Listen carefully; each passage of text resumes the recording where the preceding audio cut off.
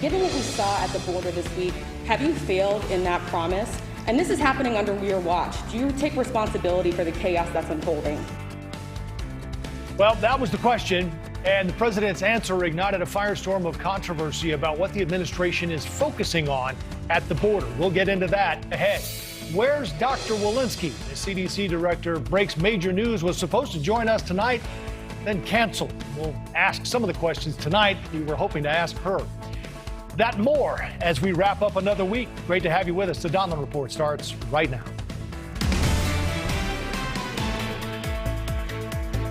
Good evening. They are gone. In a matter of a day, essentially, thousands of migrants had gathered under a bridge in Del Rio, Texas, and tonight they're gone. The question is, where did they all go?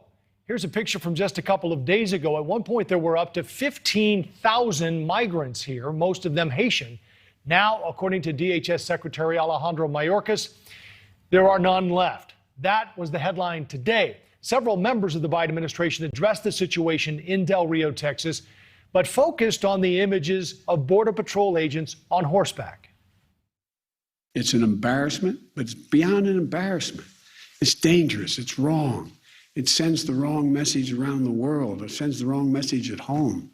It's simply not who we are. We know that those images painfully conjured up the worst elements of our nation's ongoing battle against systemic racism. Human beings should not be treated that way, and as we all know, it also evoked images of some of the worst moments of our history. I want to turn now to someone who's actually at the border in Del Rio, Jorge Ventura, reporter for the Daily Caller. Jorge, maybe you can straighten some of this out for us, because there is a lot of perception with these pictures and the images we saw of these agents on horses and what actually happened at the border. Yeah, Joe, so these images went viral when a photojournalist on the Mexican side took pictures of these migrants being chased down by Border Patrol agents, and what they claimed that they were being whipped. Now, we still haven't seen any photo or video, any evidence of that at all. And what kind of confused the audience and maybe the nation is that what the Border Patrol agents were holding is what's called split reins in their hand. This is kind of used as a steering wheel to steer the horses. And then what we also saw, too, is that the DHS ran an investigation. That investigation hasn't concluded. Those agents that worked that day have been placed on leave. And according to White House Press Secretary, the Biden administration now has banned horse patrol here in the Del Rio section. But Joe, I really wanted to show you this. I'm here with General Manager Curlaw here in Valverde Woolhair, where he has what is called a bridle. Now, the bridle is used as a steering wheel of the horse. This is what's called the split reins. Now, what Kerr's going to show us here is that when you need to steer the horse, so what we saw here is when the agents steer the horse away from the migrants, you're going to see the swinging notion, and clearly not whips. And what also makes this really interesting, Joe, is that the photographer that took those pictures of those viral images spoke today to El Paso KTSM and said that him and his colleagues did not witness the migrants being whipped, and that's the latest that we have on that. Well, let's hear from that, because I think we have the clip from the photographer who took the pictures. Let's listen, and we'll get more on the other side of it. The Haitian men started running, trying to go around the horses, and that's kind of when the whole thing happened. I didn't ever see him whip anybody with the thing. He was swinging it, but I didn't see him actually whip someone with it. So that's something that can be easily misconstrued. Jorge, we all saw these images and I think sort of used our own words to describe what we saw. What has the fallout been there as to what you're hearing about all of this reaction around the country? Well, right now, Joe, is Border Patrol sources are telling me that the morale is pretty low. They feel that they're now being attacked by the Biden administration. Those viral images even drew criticism from top Democrats. And we saw civil rights leader Al Sharpton actually visiting here, Del Rio, and he was met by a crowd of Trump supporters. But like I was saying, Joe, that notion is just a swing. This is to get the horses' attention to direct that direction. And actually, if the agents didn't do this, that would actually put the migrants in more danger by either getting bucked or stampede possibly by these horses. So just one more time, Joe, just want to look at this is the bridle that goes on the horses. This is what we call the split reins. Think about it as a steering wheel for a car. This is the steering wheel for a horse. And like we said before, that photographer came out today in an interview and said he did not see any of those migrants being whipped. Jorge, let's shift to what we're seeing here, these images now of the bridge there in Del Rio. empty. I mean, we saw this afternoon and couldn't believe it. And our question is, where did everyone go? Secretary Mayorkas did address this today, but give us the bottom line on this. They basically went all over the place.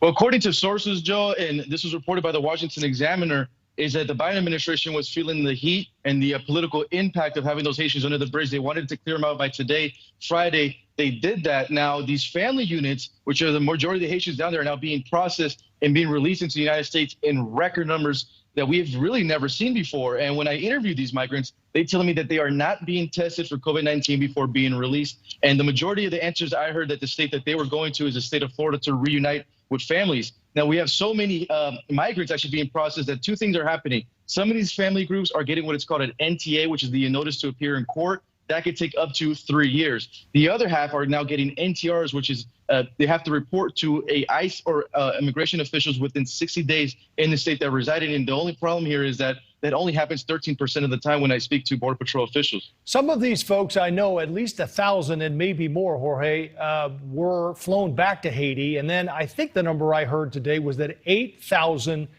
went back into Mexico. What can you tell us about that? Was that a voluntary decision? Yeah, so and essentially when the BP, Border Patrol and the Texas State Troopers started to show their presence on that riverbank, that's what really deterred a lot of the crossings. And once the news broke out that the single Haitian males were being deported to Haiti, these Haitians actually stayed on the other side on Ciudad Acuña in a makeshift camp. Now, so far, Mexican officials say that the majority of those Haitians have now left, either to cross throughout another border in the country. And according to them, they said they're willing to work with those Haitians on the other side. Just a few days ago, we saw the report where over 1,000 Haitians actually crossed into Yuma, Arizona. So the numbers are still unclear. As of right now, we're not seeing any crossings till Del Rio, but that could change at any time. We heard from Congressman Cuellar yesterday, Jorge, that there may be tens of thousands of Haitians that are heading that way right now toward the border. I know it's early, but do you get the impression from officials that they think this word will get out, that essentially it is now empty in Del Rio and not to come? Well, what we're speculating here from what we're hearing with sources is that when these Haitians kind of heard the news that these family units are being processed into the United States, is they're going to have kind of a change of tactic now. So these single males might claim that they're with the family, even though there's no way to verify that. And other areas of the border could be expected to be hit. That's what we're hearing, especially with all the manpower just focused on Del Rio. From here into the border town of Laredo, which is 3 hours away, those Border Patrol checkpoints as of right now continue to be unmanned because the attention is here. Now, we'll see what it is moving forward. We still don't have a set date of when this Del Rio port of entry is set to open again, but we're hearing that maybe some other caravans could be headed this way. We'll stay tuned and see which areas they expect to be crossing in. All right, a lot of activity in Del Rio. Jorge Ventura, Daily Caller reporter, thank you for the update. We appreciate it. Thank you, Joe. We want to move on now to one of our voices of the nation, Matt Taibbi, Substack publisher and author. Matt, you're often the voice of reason here, cutting through the noise. How do we get to this point where I talked earlier about how a picture is worth 1,000 words, and there's been a lot of focus on the words people are using to describe these images of the agents on horseback. Where are you on it? I have to admit, I fell for this, so I've got some apologies that I have to issue.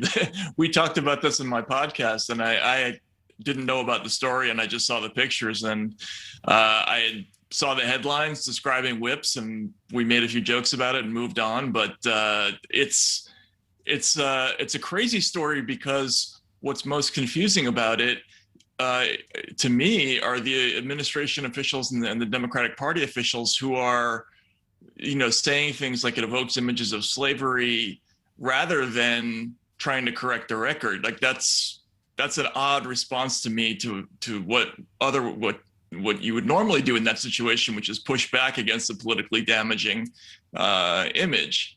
So it's very confusing, and it's an example of how things can get so out of control so quickly in the internet media environment. Right, absolutely. We did get a taste of this as well from Secretary Mayorkas. Matt, let's play just a clip from his news conference today, and we'll get your comments after.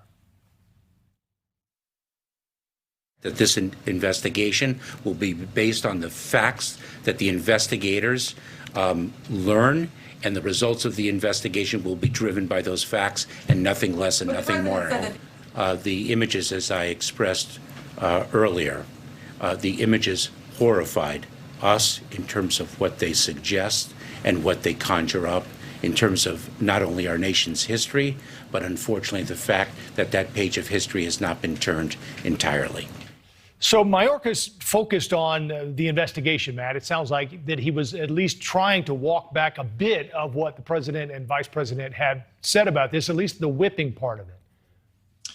Right, but it still feels to me like this is just a big deflection. Like they would rather talk about the pictures and the controversy over that rather than the larger and more important issue is what their actual policy decision is with regard to all of these migrants. That's the conscious high-level immigration policy decision that they should be being judged on. And what they're doing instead is they're throwing a lot of shade at some local border officials who really don't have, they're just doing their jobs as they've always done them. That to me feels like a political charade. So the Wall Street Journal says the Democrats are finally upset about the border situation, but it's, to your point, not what they might think it is. It's really about these pictures of the agents on horseback. I want to play another clip for you from Secretary Mayorkas today talking about how we got here. We are dealing with a broken immigration system. We are restoring people by reason of the immorality of the past administration. So speaking of shade, he's throwing some there at the Trump administration. But I think, he talks about a broken immigration system. Matt, I keep asking here, when is Congress going to finally address this, which is something they haven't been able to do for decades? Yeah, I don't know. I'm failing to see the appreciable difference between the policies of the two administrations. I wrote a book that included a long section about immigration policy under previous administrations. And the thing that's so striking is the continuity that's always existed between Democrats and Republicans on this issue. The numbers of deportations have continued to rise over the years, regardless of who's in office. President Biden and Vice President Harris this year have made a point of making a kind of world tour to tell people not to come to this country. I mean, they've issued memes in Haiti, essentially with pictures of Biden saying, "I can't say it any stronger, do not come," in Creole. So it's the same policy that they criticize so heavily with regard to refugees under Trump, and now I don't see what the difference is. The Republicans want to see the return to remain in Mexico. And I guess you could say that maybe the policy hasn't changed in whatever way you might see fit. But the bottom line, Matt, is that we've had more than 200,000 encounters a month for the last 2 months and more than 1 million encounters this year. Yeah, no, it's an extraordinary number. They clearly have to come up with some kind of a rational policy, and they haven't done that. And again, it just feels to me like their way of dealing with this politically is to make an even bigger tempest in a teapot out of this whole whip/rain imagery business, which is a non-story. It's a media error story. It doesn't have to do with anything. The crisis on the border with 15,000 people under a bridge, Matt, that's essentially what everyone is looking at in the pictures we were seeing all week. Do you think the administration should be more out front on this? In other words, at the border, in front of cameras, explaining what's going on and why and how. Meantime, the vice president was on The View today. Critics are questioning that. Is that a fair criticism? Absolutely. They should absolutely be there. And I covered the presidential campaign in 2020, and I listened to every single Democratic candidate talking about how upset they were that Donald Trump was not personally addressing the crisis at the border during the whole caravan incident. Many of those candidates actually went to the border to do photo opportunities. And now we have a Democratic administration, and there's a crisis at the border. And where's the administration? I just don't understand politically why they wouldn't, take a more proactive approach to the situation. All right, Matt Taibbi, Substack publisher and author. It's always good to have you with us, Matt. Thanks for the time. Enjoy the weekend. Thanks so much. You too. Breaking this hour, police have surrounded Brian Laundrie's home in Florida. We have Brian headed to the scene, and a live report from Brian straight ahead. Meantime, We also have a vigil underway, and you're looking at live pictures from that. This is happening in New York. The latest on the manhunt for Brian Laundrie and more coming up. Don't forget, you can follow us on social media at the Donlon Report on Twitter.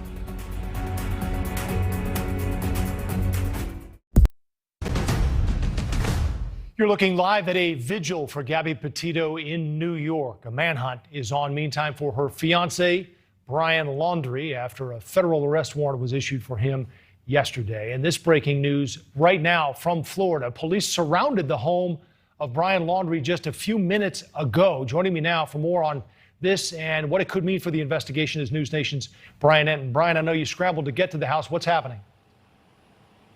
Yeah, this sort of came out of nowhere, Joe. We weren't expecting this. About a half an hour ago, a number of police officers showed up. I'd say about 10 of them in several different police cars. Some of them went to the front door of the house. Others went to the back of the house. No one would tell us what was going on. You can see on video. And it eventually came out just a little while ago that someone called in a report of gunshots out here at the house.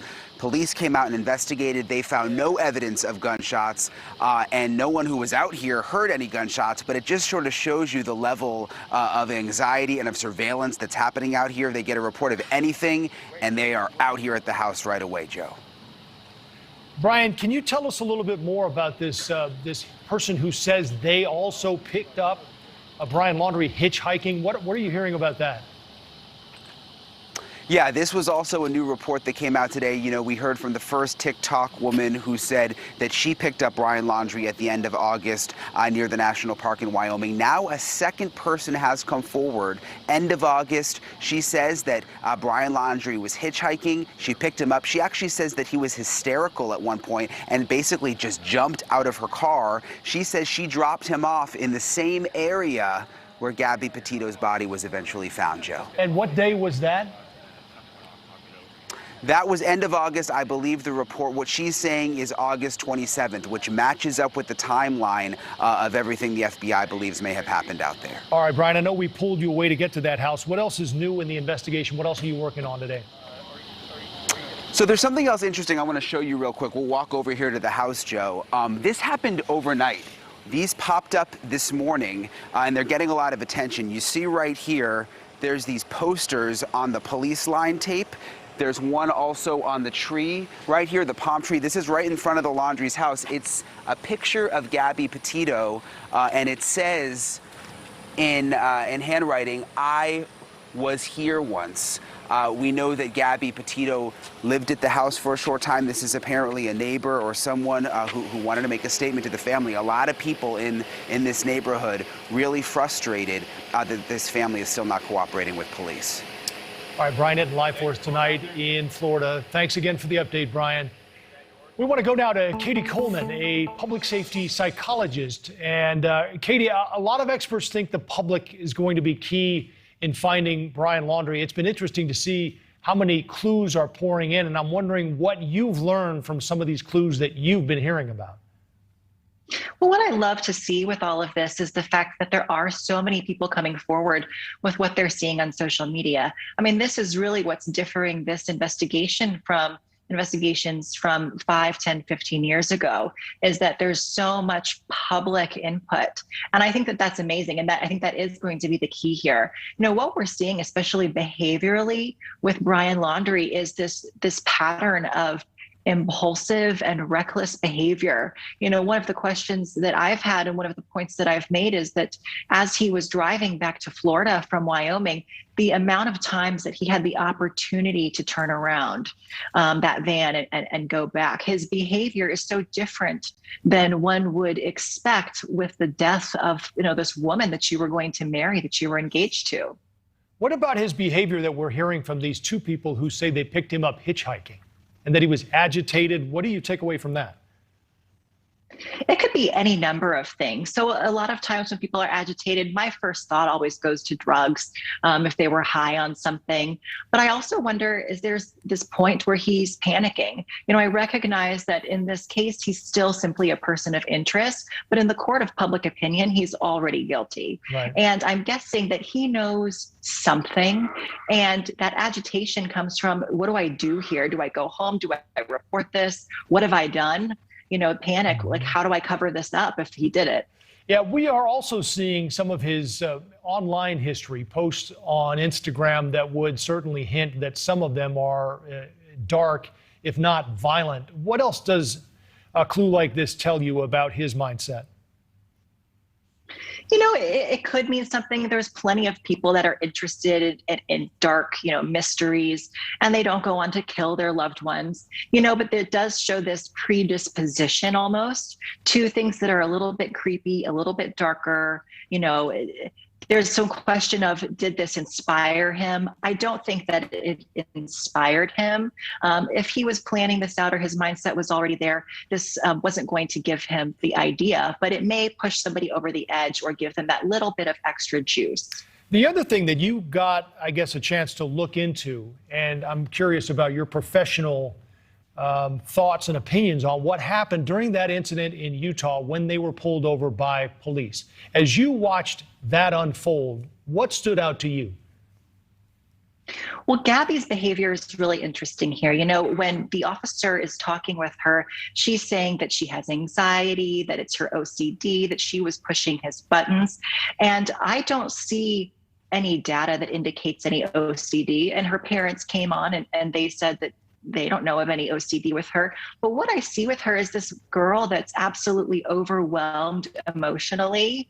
And as we start to get more evidence, we're starting to see this history of this tumultuous relationship between her and Brian Laundrie. There may have been some emotional abuse, some control, some manipulation. And she is acting like somebody who has been the victim of, at minimum, emotional abuse and potentially physical abuse, and is covering up for her abuser. All right, is there anything else quickly before we let you go, Katie, that you have seen with your trained eye and your experience that maybe the rest of us aren't seeing? Well, I'm watching along with everybody else as we get more and more information about this case. I think it's fascinating, and I'm really enjoying hearing about the additional developments. I'm really happy to hear about the search warrant, or not the search warrant, but the arrest warrant. Yeah. Although it wasn't necessarily for homicide, but that's going to give investigators a lot more resources to seek him out. And if he's across state lines, it's going to give them the power to arrest him and bring him back to Florida. So it's a really good thing. All right. Katie Coleman, public safety psychologist, thank you for your insight and your analysis tonight. Have a good one. The CDC director saying some people should get a COVID booster, others may get one, but an agency panel saying something different. We'll get into that. And the president again urging Americans to get vaccinated. And a lot of them are, at companies anyway. More on that next. And a quick note, the News Nation schedule grows on Monday. With it, the Donlon Report moves to 6 p.m. Eastern Time, 5 Central. We also welcome Dan Abrams live and Morning in America to the lineup. We're growing, and we will see you 6 p.m. Eastern, Monday, an hour earlier. Back after this.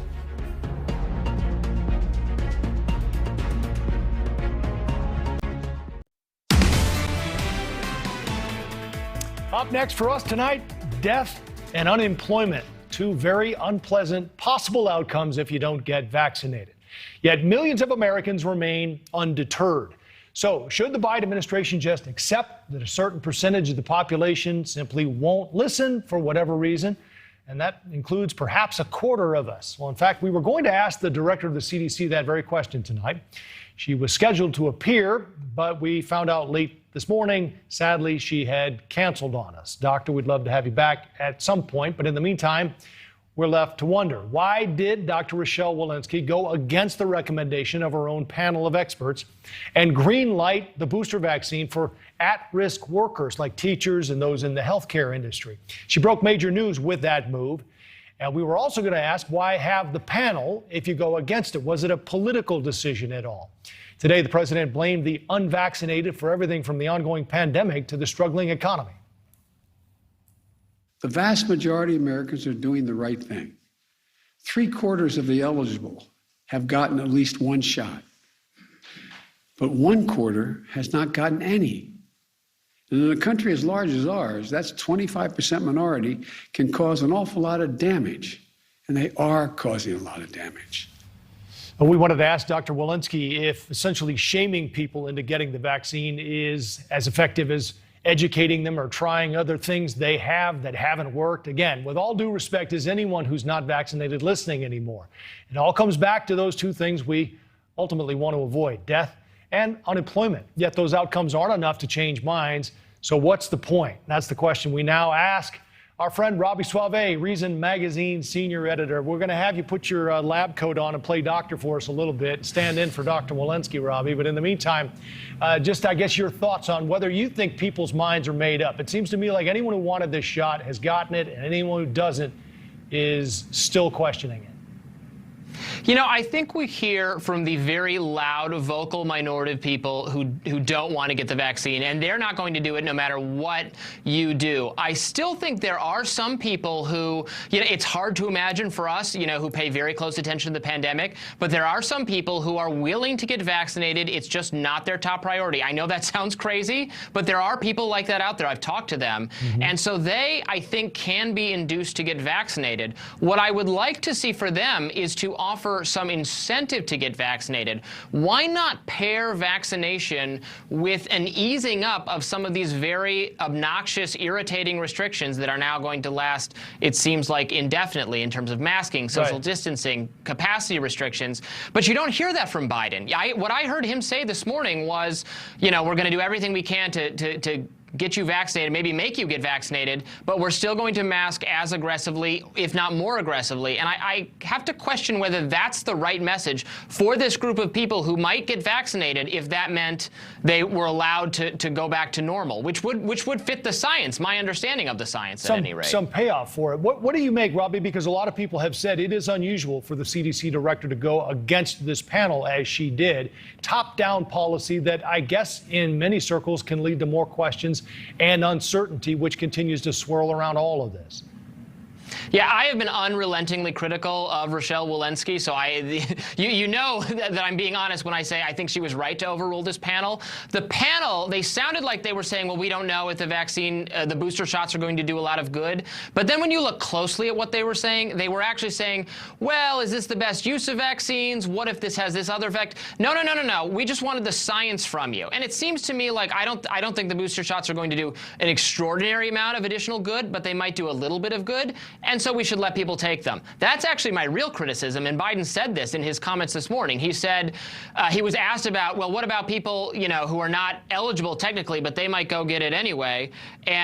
And he said, well, we're eventually going to let everyone get it, so it's not a big deal. Well, if that's the case, just let everyone get it now. I don't understand why we're establishing this excessive queue for 65 and older and teachers and 6 months after if we're just going to turn a blind eye if anyone gets it anyway. What I don't understand about it, Robbie, is why do some people need this booster and not others? I guess the question I come back to is, how do we know how long the vaccine lasts? Right, or why do teachers need it and not other workers? This actually reminded me a lot of the very early, do you remember the early vaccine rollout when the CDC was being a little too precious for my perspective about who should get it, and they were very concerned about equity and, you know, what if it was not equitable in terms of racial lines, when it was very clear they should have said by age or everyone. Right. You know, very quickly we got to the place where we had plenty of vaccines for anyone who wanted one. I think they should probably just do the same thing with booster shots, which is not to say you have to get it or you really need to get it, but you can get it if you want to. And, you know, some people who are at a special risk might feel better if they do it. I think that's perfectly fine. Robbie, let's get you on one more comment from the president today who spoke out on mandates. We'll get your comment after. The refusal has cost all of us. The refusal to get vaccinated has cost all of us. And I'm moving forward to vaccination requirements wherever I can. You on board with this? I know the last time we talked, you weren't crazy about the government mandating it, but you're okay with employers doing it. Yeah, I mean, your employer can mandate a lot of things, right? That's the world we live in. You have to wear a suit and tie if they want you to. You have to come in on Saturdays if they want you to. The company gets to decide under what terms they employ you. So if they want to say you have to be vaccinated, I understand that. I'm not sure on what basis we can object. It's different when the government says it, especially when it's the executive unilaterally declaring it. absent a direction from Congress, just via the administrative procedure, I think that's highly suspect, and the Supreme Court might have something to say about it, regardless of whether it's good policy. Certainly encouraging vaccination is good policy, but again, I would pair it with an easing up of restrictions. I think that's how you sell it that's how you sell it to reticent people, and they are absolutely not doing that. All right, Robbie Suave, Reason Magazine senior editor, thanks for joining us on a Friday. We appreciate it.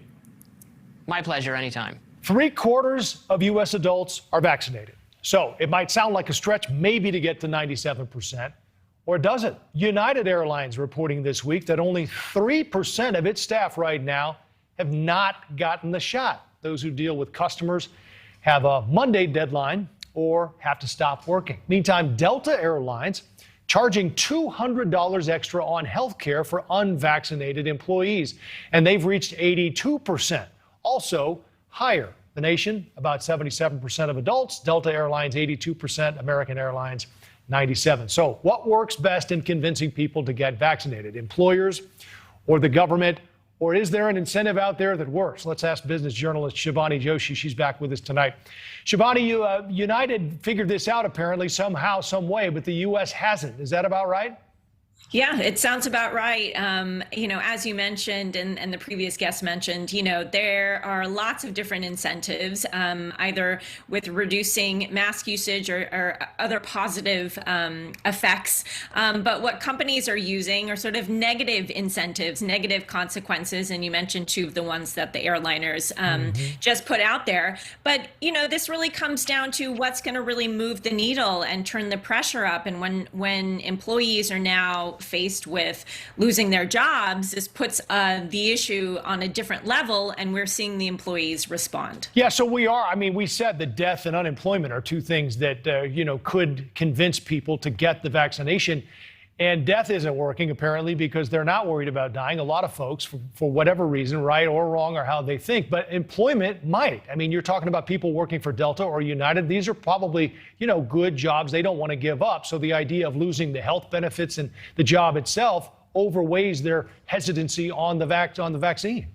And it seems to be working. And in addition to that, we cannot also overlook the impact on businesses, the negative impact or the cost that these businesses take on. The cost of a hospitalization for COVID sufferers is something like $50,000. This impacts the overall impact. That adds to the expenses that employers, health insurers are having to pay. So they're also wanting to get involved here and sort of turn the needle. And then companies like Delta have said that they're not going to pay sick pay. People are taking leave because of COVID, because there are other alternatives available. So this is also coming at a monetary cost. And I think this is also what is leading big companies to take this on. Right. Well, we should point out, too, that there are a lot of employees who are pushing back. I mean, we've heard about nurses even in the healthcare industry. And I think I heard in New York that transit workers are threatening to strike if this mandate goes through. Hey, before we let you go, Shivani, I want to show you some video of the long lines at Costco. I don't know if you've seen this, but there are, I guess, scenes here reminiscent a little bit from the beginning of the pandemic, but it's not. It's new, and certain stores are not going to be putting limits on how much we can buy there, worried about supplies. So I guess, should we be worried here about running out of toilet paper again? I think I have PTSD from seeing that video. It's new, though. The days of the toilet paper shortage. What you're touching upon really are larger issues regarding supply chain issues. Every big retailer, whether it's Costco and toilet paper, or even Macy's and their sweaters and their inventory for the holiday shopping season, they are facing issues keeping items on the shelf, getting items on the shelf, and keeping them at a lower cost. And so what this toilet paper issue is reminding us of is that there are larger systemic issues in the business world that we are just having issues still coming to terms with and managing. This is the CEO of UPS said this could be a 2022 or 2023 issue before we get supply chain issues. And many executives have said this. The toilet paper issue is just a micro example of this, and something that we're going to see during the holiday shopping season as well. All right, Shivani Joshi, it's always great to see you, business journalist. Thanks for the time. Thank you. Another rough week for the Biden administration after these images surfaced from the U.S. border that we've been talking about. Coming up, what does it mean for the president going forward? How does he recover? Plus, the final numbers of the Arizona recount. are in. So who won? Spoiler alert. And will Republicans continue to fight the results? We'll talk about that and more ahead.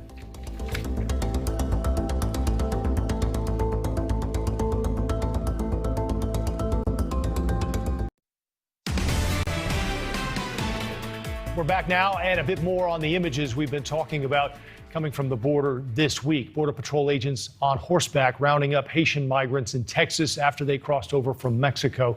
Both the president and vice president, Kamala Harris, blasted the actions today. Human beings should not be treated that way, and as we all know, it also evoked images of some of the worst moments of our history. It's outrageous. I promise you those people will pay. They will be an investigation underway now, and there will be consequences. The Wall Street Journal tonight suggesting the Biden administration is using border agents as scapegoats for the latest stumble after Afghanistan. Let's welcome in our two strategists tonight, Chris Prudhomme from the right and also Joteka Edie from the left. We appreciate both of you being here. Joteka, let's start with you on this. Do Democrats are their eye off the target here, focusing on these photos and not the bigger picture at the border?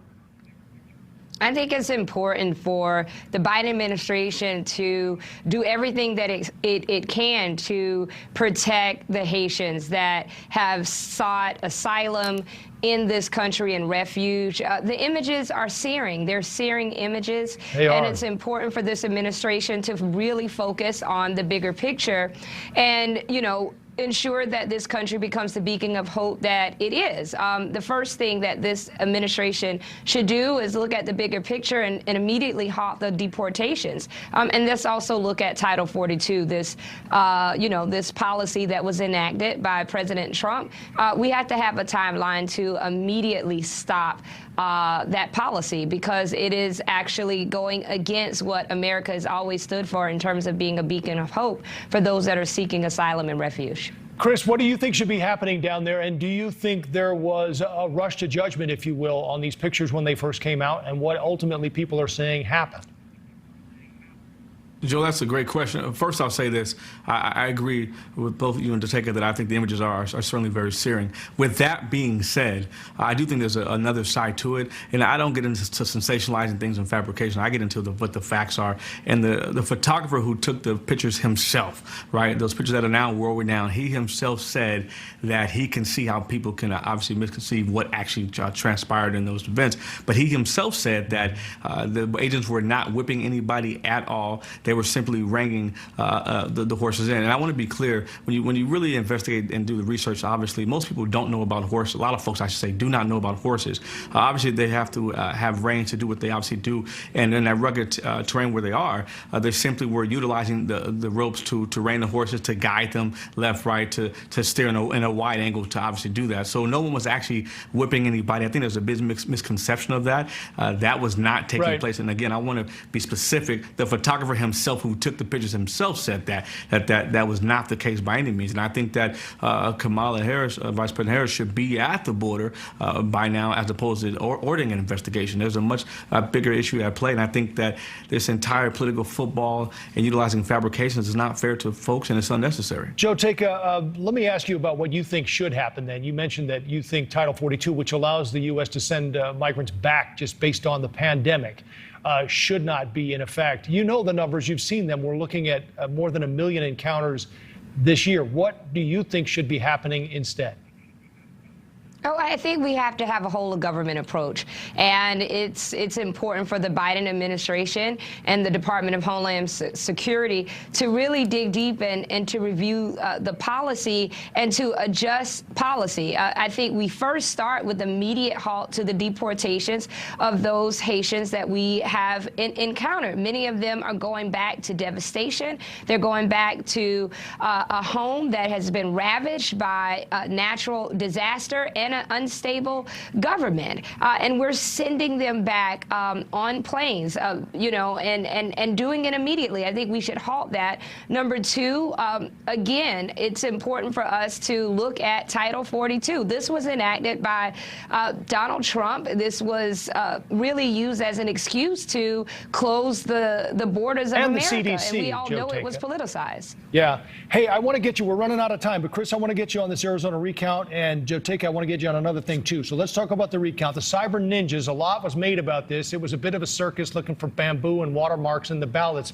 But the verdict is in, and breaking news, Biden still won. So I want to play a clip from George Will, who was on our broadcast this week. Hang on. Every president is temporary. Every Congress is temporary.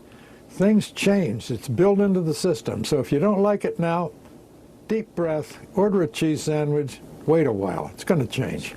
Lots of judges, including a lot of Trump-appointed judges, looked at the evidence and said, Biden won. Get over it. You lost an election. Play tomorrow. All right, Chris, can we finally put this to bed and eat a cheese sandwich? The system works and we can trust it. God knows, Joe, I'd love to be amongst the many, but the reality is I think we're going to hear about this for quite some time, and there are those who believe that obviously what the results that we do know, obviously the actual facts are from the results standpoint is that Biden won, right? But there are those who look at those numbers and facts say that's not accurate. For example, I was on the phone with someone today who's an official and is actually here in Arizona as we speak with the audit, and I can tell you, but there are a lot of obviously suspicious things. And when you look at how many ballots by Maricopa County were actually received, more ballots were received than actually counties sent out. There's over Biden won, also right? a quarter million. Chris, Biden won. Can you tell me that? Yes. Okay. Joe Takeo, we're out of time. I'll take that as okay. He's the president of the United States. I'm not going to go against that. Okay. Wet. Right on. Joe Biden won this election. Okay. Joe Takeo, thanks. So one more thing from you. The president has an ambitious agenda, $3.5 trillion spending. Has he bitten off too much here? I've got 10 seconds. I think the president is looking to really address the needs of America, and that is what this proposal and plan is. I know there's a lot of work to get there, and I think they're going to get there. But he's focusing on trying to build America back. We have a long ways to go, and I think this administration is committed to getting there. All right. Thank you both, Chris and Joe Takeo. Have a great weekend. Appreciate it. Take two for us on our American Snapshot. We're calling in the troops for this, a picture of the Marines you'll want to see next.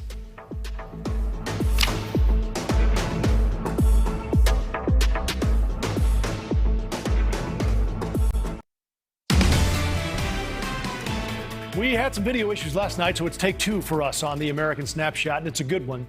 The Marine Corps motto, Semper Fi, meaning always faithful. The Marine Corps body bearers were heading home from a funeral service at Arlington Cemetery when they trudged through knee-high floodwaters to rescue a driver who was stranded. That's the American Snapshot tonight. Oh my God, this is the most American thing ever. The woman trapped got to meet the two Marines this week, and she was able to thank them for their service that day. That's our Snapshot. Thanks for joining us. Have a good night and a great weekend. Leland is next.